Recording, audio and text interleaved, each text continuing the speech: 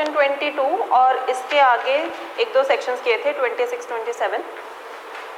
बीच में हमने 23, 24 और 25 छोड़ दिए थे क्योंकि वो कंसीडरेशन से डील करते हैं और कंसीडरेशन हमने उससे पहले छोड़ा हुआ था। तो आज हम कंसीडरेशन का पूरा चैप्टर और ये जो 3 प्रोविजंस हैं ये डिस्कस कर लेंगे, ठीक है।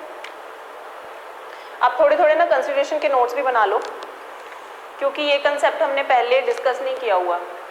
किया भी होगा तो डेफिनेशन में थोड़ा सा किया था।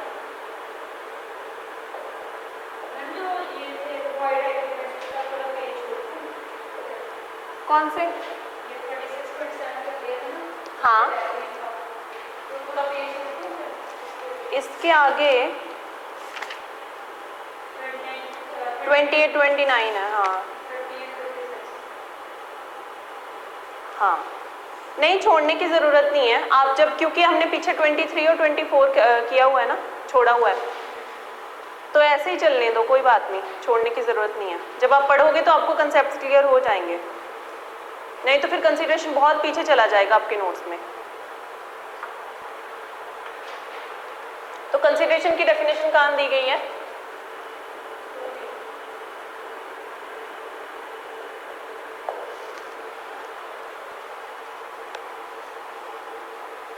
थोड़े से इसके एसेंशियल्स लिख लो।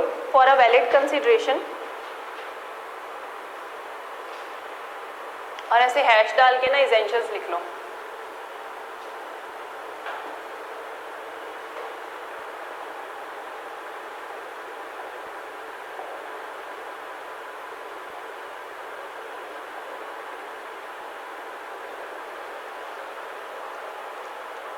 और ऐसे एक एक करके पॉइंट्स बनाते जाओ, बाद में हम लोग डिस्कस करेंगे एक एक चीज को।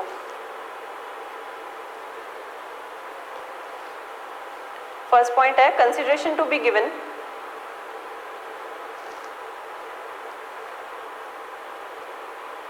Eight the desire of the promisor, और at the desire of the promisor को अंडरलाइन कर लेना या कोट्स में लिख लेना।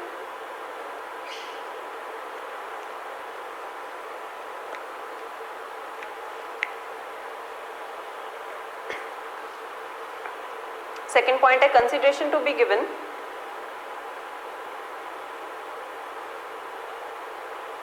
बाय द प्रोमिसी और एनी अदर पर्सन। प्रोमिसी और एनी अदर पर्सन को अंडरलाइन कर लो और ब्रैकेट में ना, इसी पॉइंट के ब्रैकेट में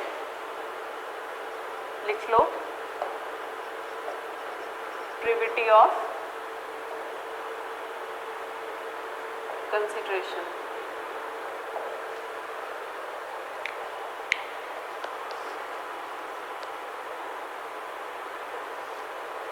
थर्ड पॉइंट, कंसीडरेशन में बी पास्ट, प्रेजेंट और future in so far as definition says that the promisee, or third definition says that the promisee,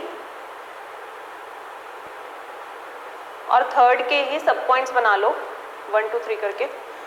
first point है हैज डन और abstained from doing,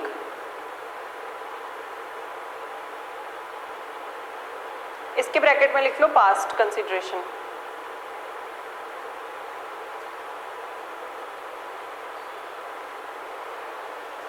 डज और abstains from doing, second point.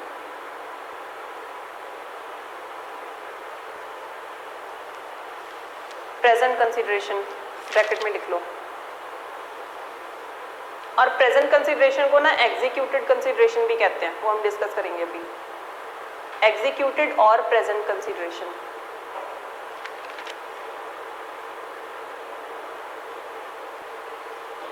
Third point, promises to do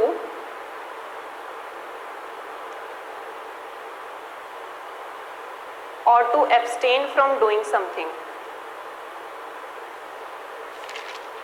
इसके bracket में लिख लो future consideration और executory consideration, executory consideration. Fourth point, there should be some act, comma abstinence,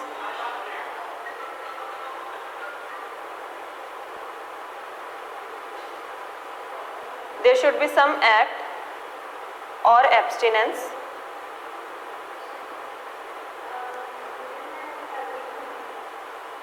or promise or abstinence or promise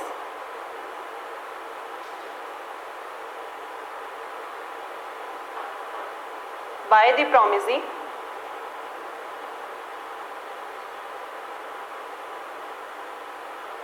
there should be some act, abstinence or promise by the promisee which constitutes consideration for the promise.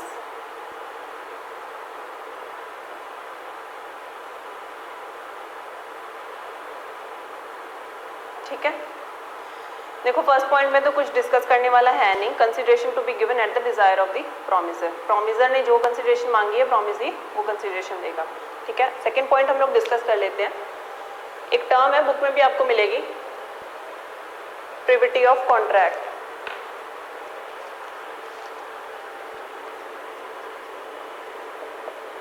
आपको पता है privity of contract क्या होता है?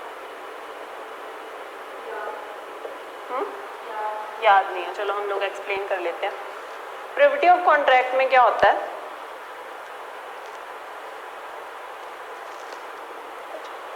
इसमें ना जैसे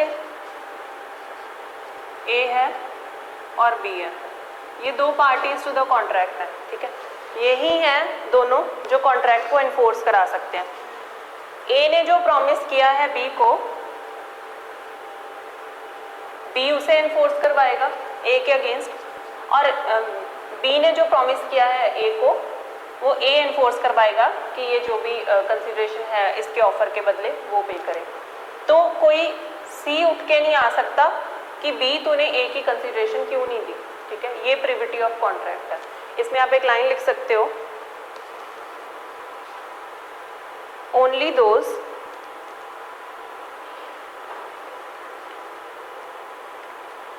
who are parties to the contract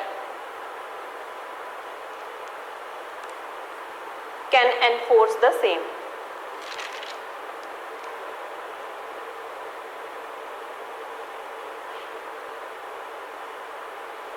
अब इसमें ना पता है क्या होता है कि अगर सपोज ए और बी किसी कॉन्ट्रैक्ट में एंटर किए हैं सी के बेनिफिट के लिए, ठीक है, तो जो ये सी है ये स्ट्रेंजर टू द कॉन्ट्रैक्ट है, चाहे इसके बेनिफिट के लिए ये दोनों कॉन्ट्रैक्ट में एंटर किए हैं, बट ये फिर भी एनफोर्स नहीं करवा सकता।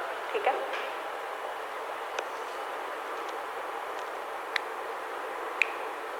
इसमें आप एग्जाम्पल लिख सकते हो, A and B contracts for the benefit of x,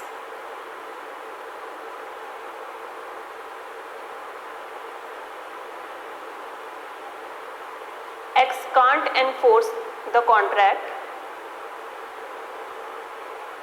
by filing a suit because क्यों नहीं करा सकता वो? Because he is not the party to the contract, वो स्ट्रेंजर है। अब हमने ऐसे क्यों डिस्कस किया प्रिविटी ऑफ कॉन्ट्रैक्ट को? क्योंकि हमें प्रिविटी ऑफ कंसिडरेशन डिस्कस करनी है। ठीक है, प्रिविटी ऑफ कंसिडरेशन में क्या होता है कि जो थर्ड पार्टी है स्ट्रेंजर वो सू कर सकती है, वो कॉन्ट्रैक्ट एनफोर्स करवा सकती है। आप एक लाइन लिख लो, यही डिफरेंस है इन दोनों के बीच में। In case of privity of consideration, third party that is the stranger to the consideration can sue.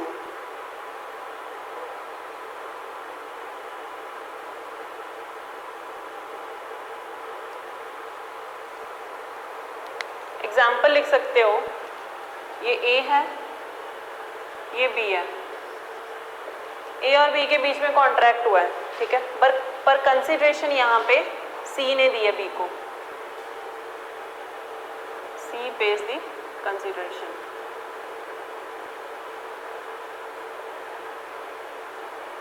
जो एग्जाम्पल्स हम यहाँ पे डिस्कस करते हैं ना वो लिख लिया करो, फिर आपको बुक में जाके पढ़ना इजी हो जाएगा।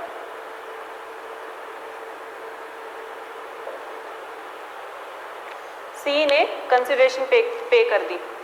अब ए क्या हो गया, स्ट्रेंजर टू दी कॉन्ट्रैक्ट,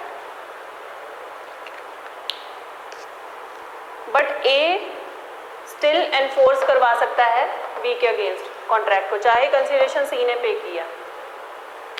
तो ए बीइंग अ स्ट्रेंजर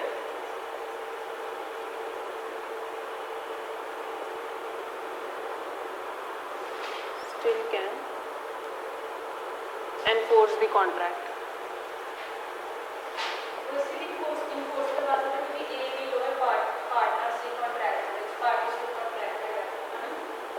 हाँ, और यहाँ पे हमने डिस्कस किया ना कि चाहे सी के बेनिफिट के लिए भी हो, पर फिर भी सी नहीं करवा सकता। कंसिडरेशन में क्या है कि सी ने सिर्फ कंसिडरेशन पे की है, पार्टीज तो यही है।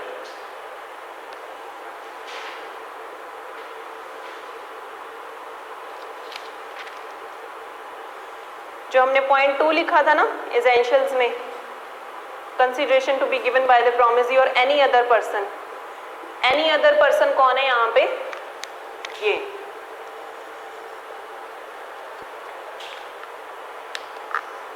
टू डी में ये कह दिया गया है कि कंसिडरेशन जो है वो पार्टी टू द कॉन्ट्रैक्ट दे सकती है या कोई भी पर्सन दे सकता है, इसीलिए ये इन्फोर्स करा सकता है।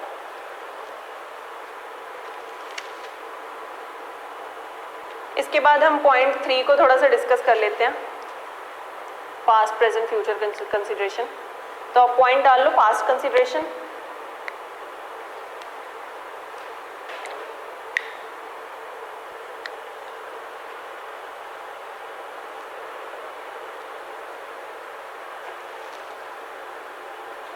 एग्जाम्पल लिख लो, ये ए है, ये बी है, ए का पर्स खो गया था, बी है, कोई भी कहीं आ जा रहा था, इसको इसका पर्स मिला,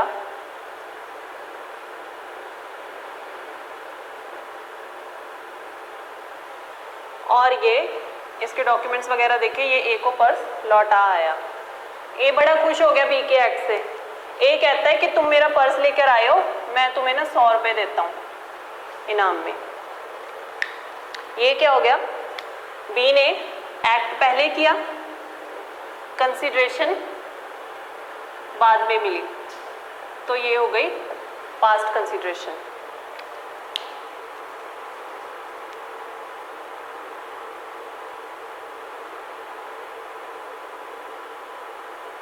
आप एक छोटा सा पॉइंट बना के लिख सकते हो, एक्ट ऑलरेडी डन, कंसिडरेशन बाद में पे हो रही है। Consideration is given for the act done in the past.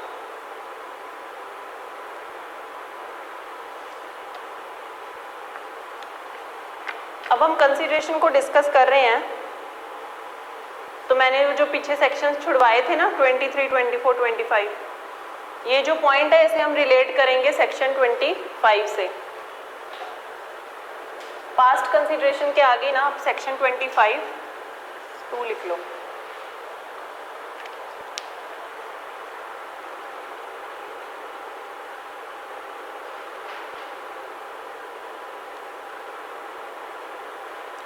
और 25(2) के आगे आप लिख सकते हो पास्ट कंसिडरेशन बेयर एक्ट में।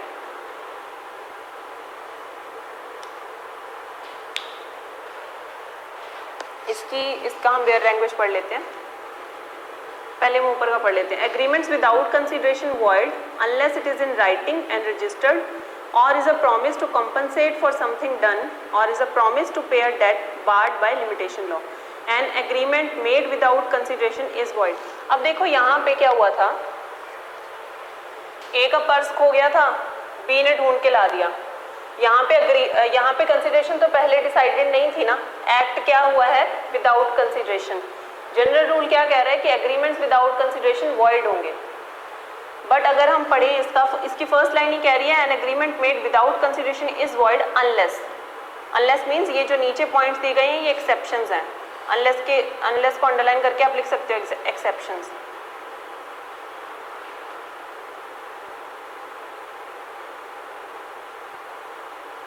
तो 25(2) क्या कह रहा है?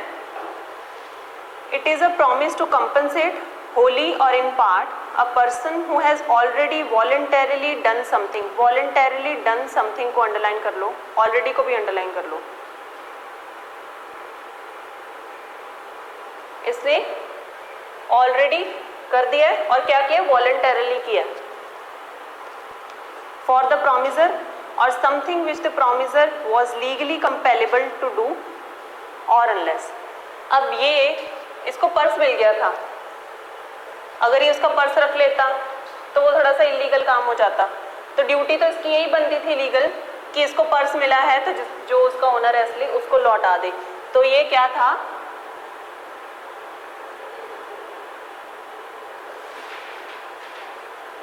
लीगली कंपेल्ड था।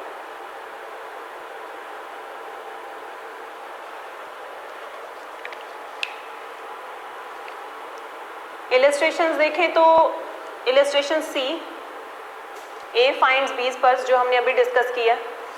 इसी पॉइंट के आगे ना आप इलस्ट्रेशंस लिख लो। इलस्ट्रेशंस का हमें पता नहीं चलता कौन सी इलस्ट्रेशन किस पॉइंट से डील करती है, तो इलस्ट्रेशंस लिख लिया करो कि कौन से पॉइंट के साथ है। Illustration C, A finds B's purse and gives it to him, B promises to give A ₹50, that is a contract. तो ये वॉइड नहीं होगा। अगर ये बाद में भी कंसिडरेशन दे रहा है तो ये वैलिड है। इसी के साथ हम डी भी पढ़ लेते हैं। Illustration D, A supports B's infant son, B promises to pay A's expenses in so doing, this is a contract. तो सी और डी जो इलस्ट्रेशंस हैं वो पॉइंट 2 के साथ, सबसेक्शन 2 के साथ डील करती हैं। मैंने आपको ये लिखवा दिया पास्ट सर्विसेज वॉलंटरली रेंडर्ड। ये थोड़ा सा ना एक पॉइंट डाल के लिख लो, ये पास्ट कंसिडरेशन में ही है। पास्ट सर्विसेज वॉलंटरली रेंडर्ड, और ब्रैकेट में डाल लो रीड विद सेक्शन 25 सबसेक्शन 2।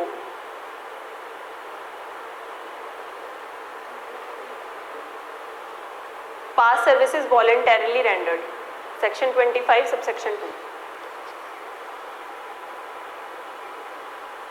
तो अब हम डिस्कस क्या कर रहे थे?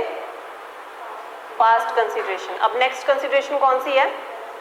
एग्जीक्यूटेड और प्रेजेंट कंसिडरेशन।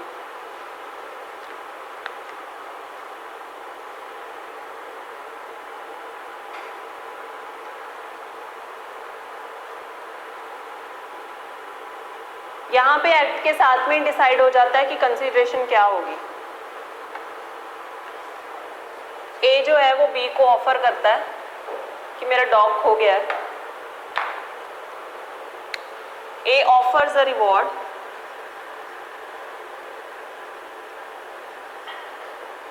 टू बी, कितने का? ₹100 का। बी को नहीं कर रहा, चलो किसी को भी कर रहा है कि मैं ₹100 का रिवॉर्ड दूंगा जो भी कोई मेरा लॉस्ट डॉग ढूंढ के लाएगा, फॉर हिज लॉस्ट डॉग।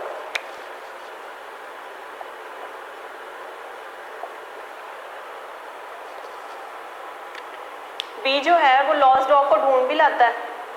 जैसे ही वो लॉस्ट डॉग को ढूंढ के ए के पास लेके आया, बी की तरफ से क्या हो गई? एक्सेप्टेंस। ए ने ऑफर दिया था रिवॉर्ड कि मैं मेरा लॉस्ट डॉग जो भी ढूंढ के लाएगा मैं उसको ₹100 का इनाम दूंगा।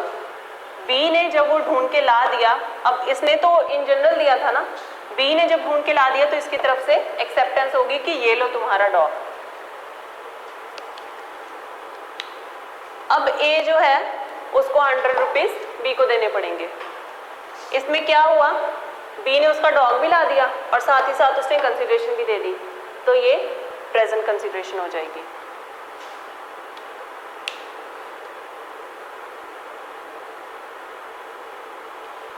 अब आपको ये समझ में आया कि प्रेजेंट कंसिडरेशन में और पास्ट कंसिडरेशन में डिफरेंस कैसे है? हाँ हाँ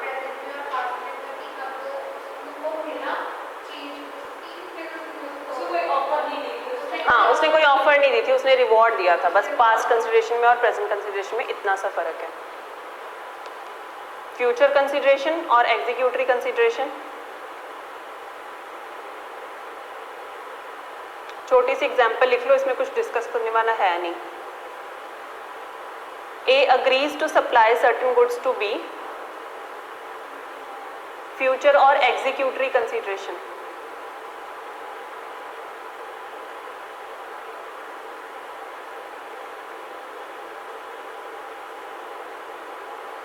A agrees to supply certain goods to B,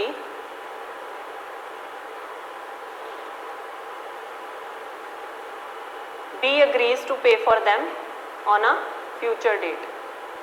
तो फ्यूचर कंसिडरेशन में क्या होगा कि ए ने अपना पार्ट परफॉर्म कर दिया, कंसिडरेशन जो होगी वो फ्यूचर डेट में दी जाएगी। ठीक है, यहां तक सब इजी चल रहा है। एक छोटा सा पॉइंट बना के लिख लो, consideration need not be adequate.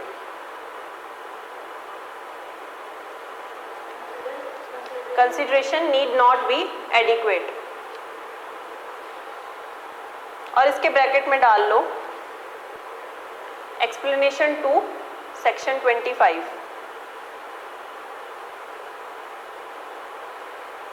जरूरी नहीं है कि कंसिडरेशन एडिक्वेट ही हो। समझ लो मेरी जो वॉच है हजारों की है, ठीक है, 10,000 की लगा लो, पर बी ने, मैंने उसे बी को 100 में बेच दिया, तो मैं अगर वो 100 में एक्सेप्ट कर रहा हूँ तो ये ज़रूरी नहीं है कि कंसिडरेशन 10,000 ही दी जानी है। अगर मैं कम भी कंसिडरेशन में ले रहा हूँ तो वो एडिक्वेट कंसिडरेशन है। Explanation 2 section 25, an agreement to which the consent of the promisor is freely given is not void. Consent को अंडरलाइन कर लो, फ्रीली गिवन को अंडरलाइन कर लो, is not void merely because the consideration is inadequate. इसने जो अपनी consent दी है वो वॉइड नहीं है सिर्फ इसलिए कि ये कंसिडरेशन जो है वो कम है। ठीक है, इसकी कंसेंट जो है वो फ्री है। But the inadequacy of the consideration may be taken into account by the court in determining the question whether the consent of the promisor was freely given। अगर इसकी consent free नहीं दी होती तो ये क्या हो जाता?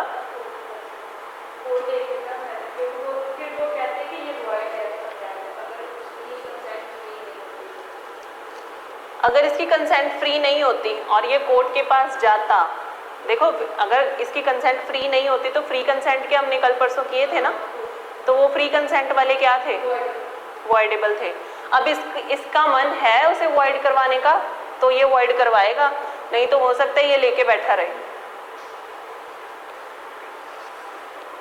इलस्ट्रेशन एफ और जी पढ़ लेते हैं, इसी के साथ डील करती है, इसके भी साथ में लिख लो एक्सप्लेनेशन 2 के आगे इलस्ट्रेशन एफ और G. A agrees to sell a horse worth ₹1000 for ₹10। A's consent to the agreement was freely given. The agreement is a contract notwithstanding the inadequacy of the consideration. Agreement जो है वो valid contract है। G, A agrees to sell a horse worth ₹1000 for ₹10. A denies that his consent to the agreement was freely given. अब A ने deny कर दिया कि उसकी consent free नहीं थी। The inadequacy of the consideration is a fact which the court should take into account in considering whether or not A's consent was freely given. अब इसको वो प्रूव भी करना पड़ेगा कि फ्री कंसेंट कैसे नहीं थी, तो ये सारे मामले कोर्ट देख लेगी। ठीक है,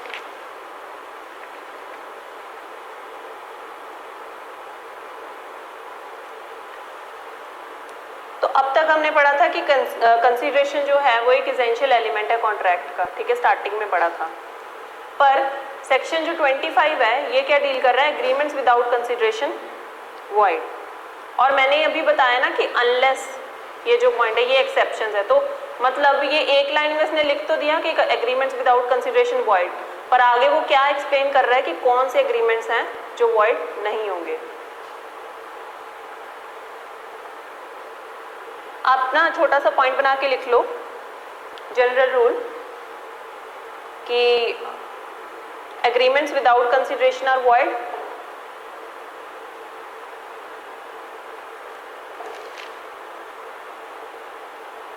But section 25 deals with exceptions to this general rule.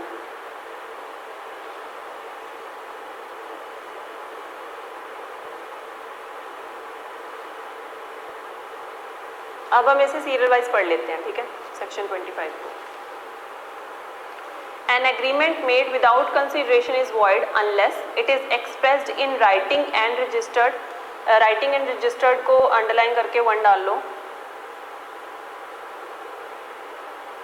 Under the law for the time being in force for the registration of documents and is made on account of natural love and affection. Natural love और affection को underline करके point 2 डाल लो. Natural love and affection between the parties standing in the near relation to each other. Near relation को डाल लो point 3. तो अब हम 25(1) को थोड़ा सा एक्सप्लेन कर लेते हैं. 25 सबसेक्शन 1 डाल के ना आगे हेडिंग डाल लो, promise due to natural love and affection.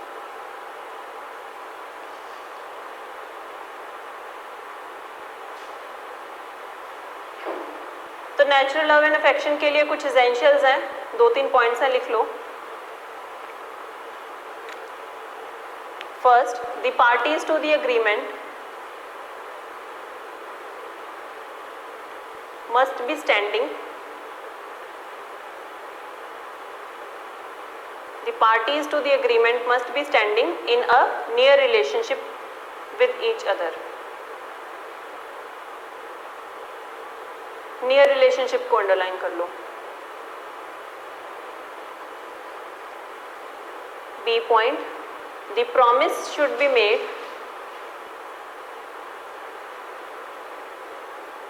Bye one party out of natural love and affection for the other. The promise should be made by one party out of natural love and affection for the other. C point, the promise should be in writing and registered.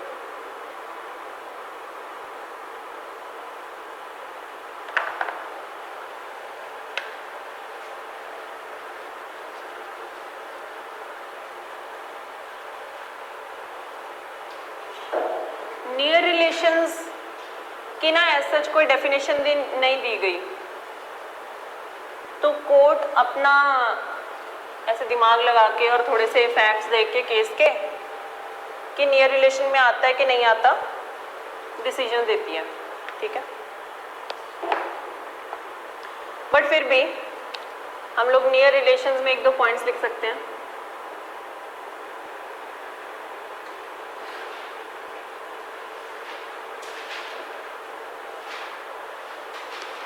आप class आज लगा रहे हो ना, हमने starting से, आपने notes ऐसे ही बनाए होंगे, है ना, जैसे मैंने कहा था कि ये चार्ट्स बनाया करो, लर्न करना इजी हो जाता है. तो आप भी आज से सीख लो कि ऐसे ना चार्ट्स बना के जितना हो सके नोट्स ऐसे बनाओ तो इजी हो जाता है लर्न करना.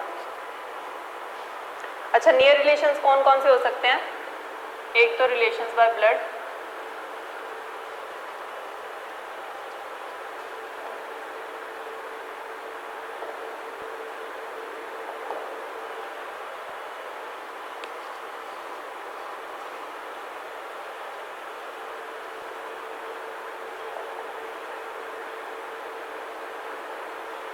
कोई बहुत दूर के रिलेशंस नहीं होने चाहिए, ठीक है। रिलेशंस बाय ब्लड हो, बाय मैरिज हो और दूर के ना हो।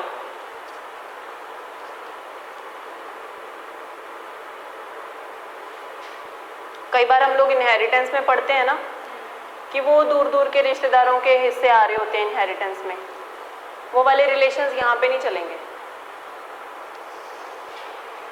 सेकंड पॉइंट डाल लो, सेकंड एसेंशियल का natural love and affection.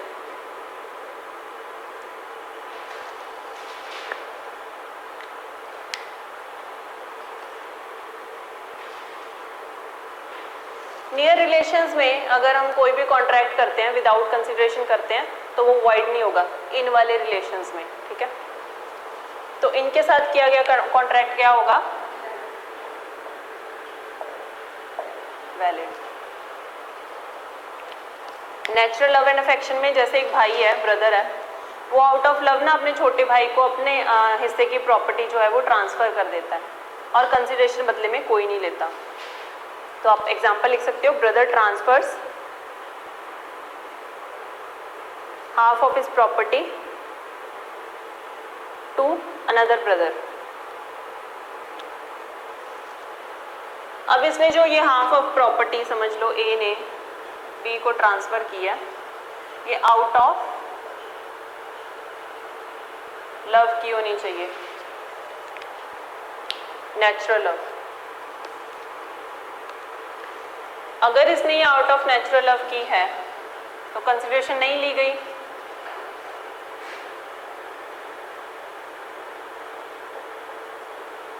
No consideration, but contract still क्या होगा?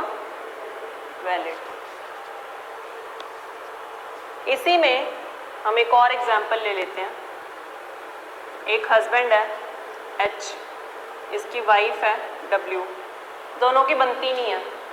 तो हस्बैंड ना एच क्या बोलता है अपनी वाइफ को कि मैं तुम्हें मेंटेनेंस और सेपरेट रेजिडेंस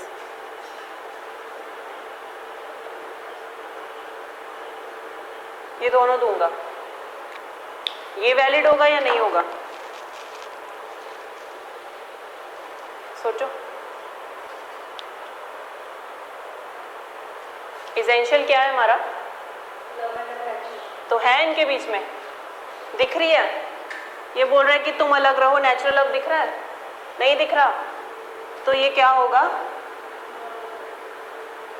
तो ये वैलिड होगा या वॉइड होगा?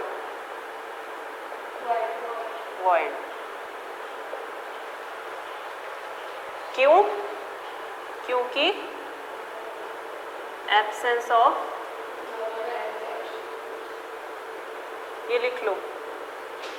बुक में ना आप जब पढ़ोगे तो यही चीजें आधे आधे पेज की करके लिखी गई हैं, तो यहाँ पे देखो हमने 2 लाइन में निपटा दिया।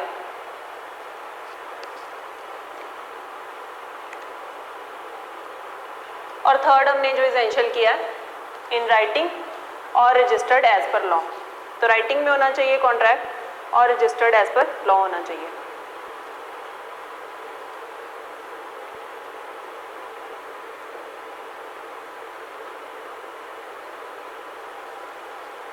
उसके बाद ये हमारा 25(1) कंप्लीट हो गया यहाँ पे। अब 25(2) थोड़ा सा डिस्कस कर लेते हैं। हमने इसका कंसेप्ट समझ लिया 25(2) का ना ऑलरेडी, थोड़ा सा आप लिख लेना फिर आपको पढ़ने में इजी हो जाएगा। 25(2) का हेडिंग बना लो, compensation for past voluntary services.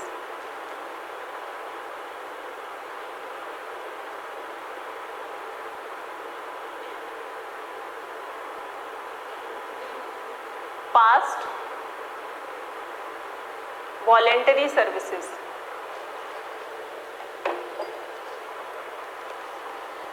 आपने बेयर एक्ट पे हमने जब ये पढ़ा था प्रोविजन, तो वॉलेंटरीली डन समथिंग को अंडरलाइन किया था, कर लो। It is a promise to compensate wholly और in part a person who has already voluntarily done something. तो इसका फर्स्ट पॉइंट क्या हो जाएगा? Voluntarily done.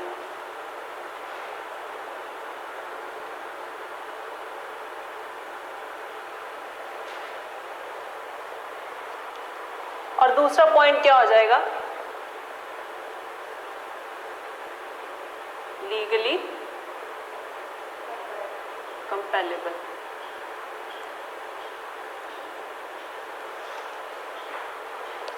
ये दो पॉइंट्स ही हैं बस 25(2) में।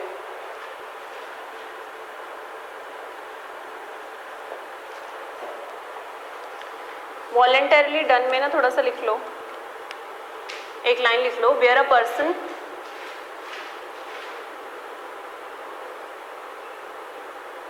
without the knowledge of the other, without the knowledge of the promiser,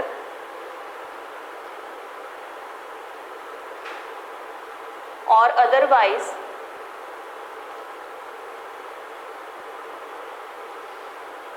then at his request does some service for him, where a person without the knowledge of the promiser or otherwise then at his request does some service for him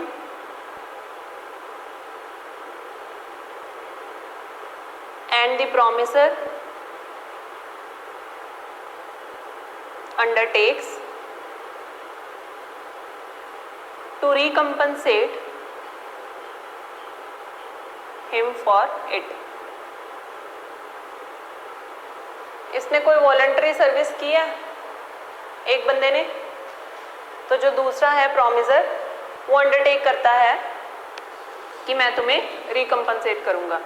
अब अगर वो नहीं करता, suppose उसने promise कर दिया था कि मैं तुम्हें रिकम्पनसेट करूंगा, मैं तुम्हें 100 रुपये का रिवॉर्ड दूंगा, वो नहीं करता, तो वो जिसने वॉलंटरी एक्ट डन किया ना वो इन्फोर्स करवा सकता है। अब वो बाउंड है कि उसने 100 का रिवॉर्ड बोला था तो उसे देना पड़ेगा। और सेकंड पॉइंट है लीगली कंपेलेबल, जिसकी ड्यूटी है, लीगल ड्यूटी बनती है कि उसे वापस करना है तो वो वापस करेगा। इसके बाद हम 25(3) पढ़ लेते हैं। 25 subsection 3, it is a promise made in writing and signed by the person to be charged therewith or by his agent generally or specially authorized in that behalf to pay wholly or in part, wholly or in part को underline कर लो, a debt of which the creditor might have enforced payment but for the law of the limitation of suits। इसके आगे ना illustration ई डाल लो, इसको हम थोड़ा सा डिस्कस कर लेते हैं, उसके बाद हम इलस्ट्रेशन करते हैं। आप लिख लो 1-2 पॉइंट्स। 25(3) इसकी हेडिंग डाल लो, promise to pay time barred debt. Time barred debt क्या होता है पता है?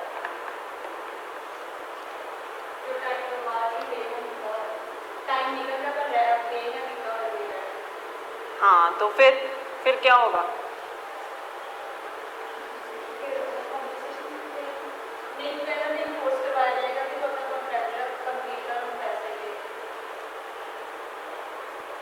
नहीं, मैं बता,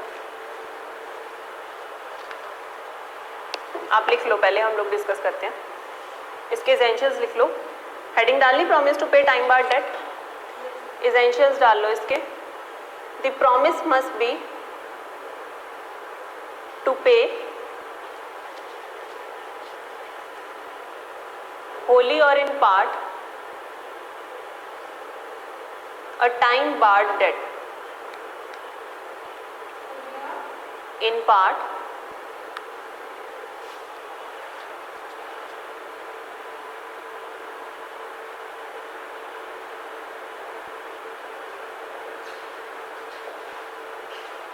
C क्रेडिटर है, D डेटर है, इसे समझ लो पहले, उसके बाद हमने एक लाइन में एक्सप्लेन किया हुआ। C क्रेडिटर है, D डेटर है। इसने D को 2000 रुपये दिए थे डेट पे, और सपोज D ने वो 2000 रुपये लौटाने थे 2 साल के अंदर अंदर, इसने वो नहीं लौटाए, ठीक है। और सपोज इनका लिमिटेशन पीरियड था इसका कि ये डी से अपने पैसे निकलवाए, लिमिटेशन पीरियड था, मान के चलते हैं 1 साल का था, ठीक है। क्रेडिटर उसे 1 साल तक चुप रहा, नहीं मांगे इसने डी से। अब जो सी का 2000 का डेट है ये टाइम बार्ड हो गया, अब नहीं जाके ये उठ के, इसका लिमिटेशन पीरियड जो है वो ओवर हो गया।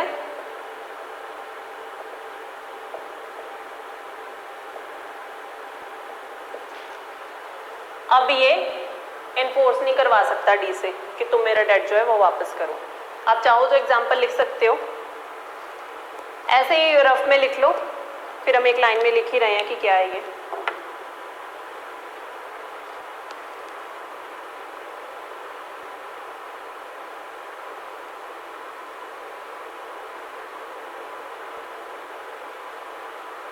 The promise must be to pay wholly or in part a time barred debt, that is a debt of which, इसके आगे लिख लो, that is a debt of which the creditor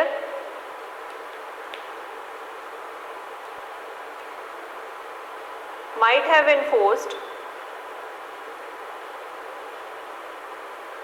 the creditor might have enforced payment but for the law for the limitation of suits। ये enforce कब तक करवा सकता था? इसके एनफोर्समेंट का पीरियड था 1 साल तक का।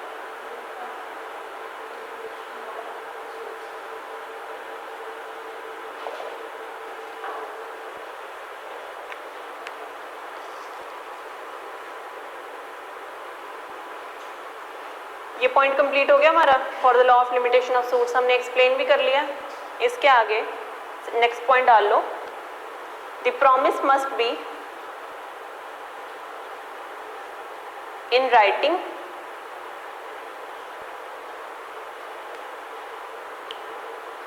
and signed by the person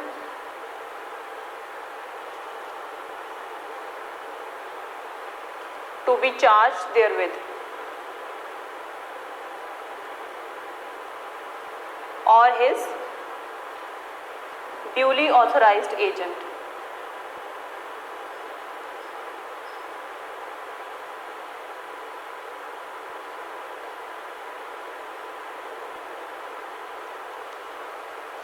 तो यहाँ तो ये खुद जो है वो इन्फोर्स करवा लेता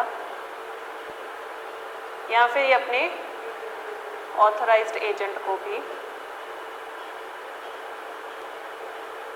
बोल के करवा सकता था।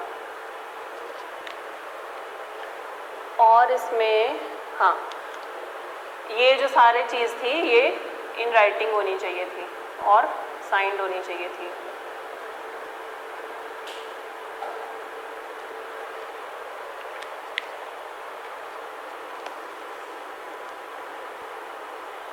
अब ये जो हम डेट की बात कर रहे हैं ना, ये ऐसा डेट होना चाहिए जो ये जो क्रेडिटर है ये एनफोर्सेबल डेट होना चाहिए। ऐसा डेट ना हो जिसे एनफोर्स नहीं करवाया जा सकता। कैसे? सपोज आप एक नोट में लिख लो, नोट डाल के ना उसमें लिख लो, this debt must be such which would have been enforced by the creditor।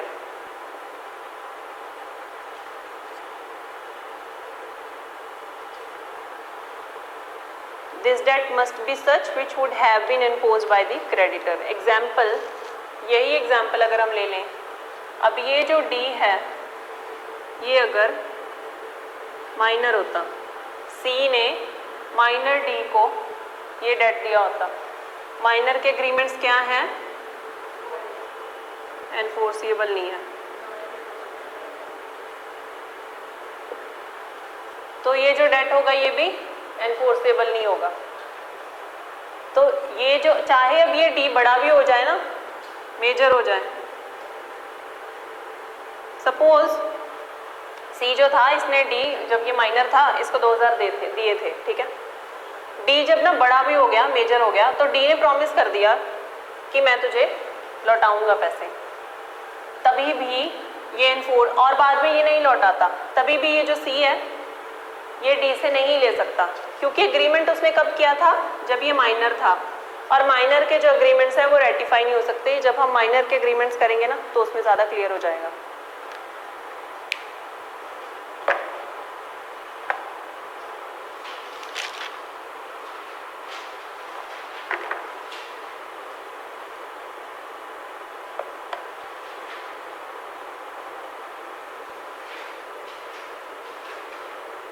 अच्छा, सपोज यही हम डेट की बात कर लेते हैं, तो सी और अच्छा डेट जो है ना ये होली भी हो सकता है, इन पार्ट भी हो सकता है, इसको भी छोटा सा कहीं लिख लो। डेट पे करने का प्रॉमिस, सारे डेट पे करने का प्रॉमिस भी हो सकता है और पार्ट पेमेंट का भी हो सकता है, ठीक है। तो अगर उसने डेट की पार्ट पेमेंट का प्रॉमिस किया है तो वो होल डेट के लिए सू नहीं कर सकता, ठीक है। ये तो कॉमन सेंस वाली बात है।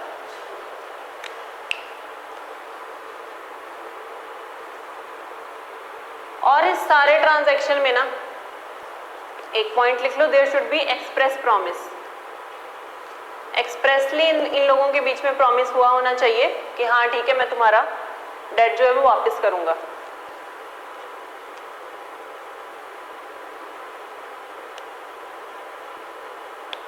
और सेकेंड पॉइंट लिख लो, प्रॉमिस टू पे must be unconditional.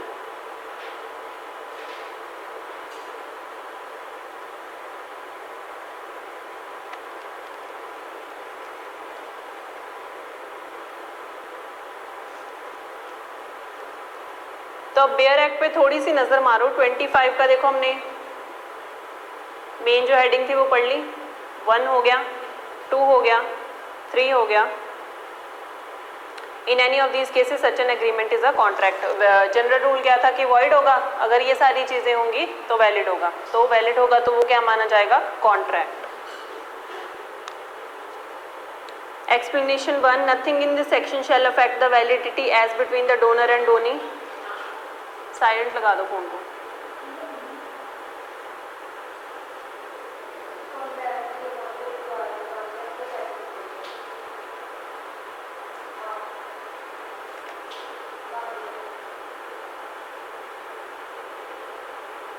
If any of these cases such an agreement is a contract, explanation 1, nothing in this section shall affect the validity as between the donor and donee if any gift actually made।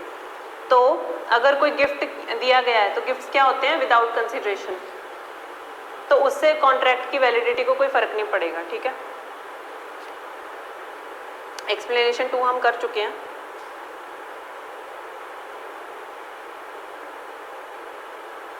पढ़ लिया था ना हमने explanation 2।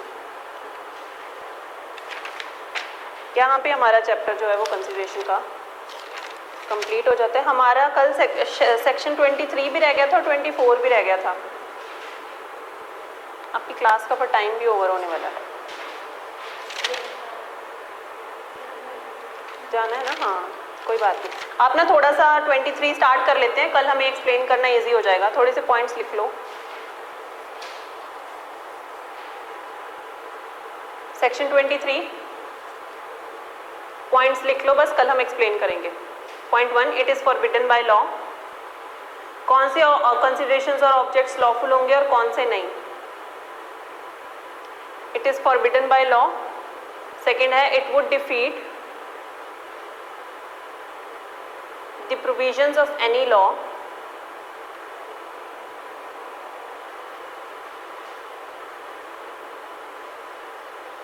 It would defeat the provisions of any law. Third है, it is fraudulent.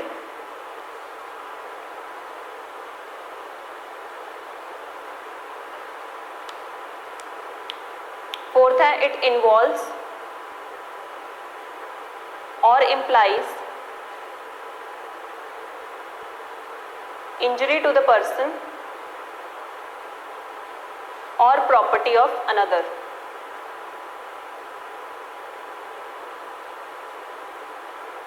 Fifth point, fourth point, it involves or implies injury to the person or property of another. Fifth point, the court regards it as immoral. The court regards it as immoral.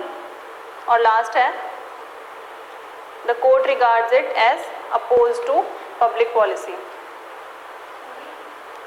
The court regards it as opposed to public policy.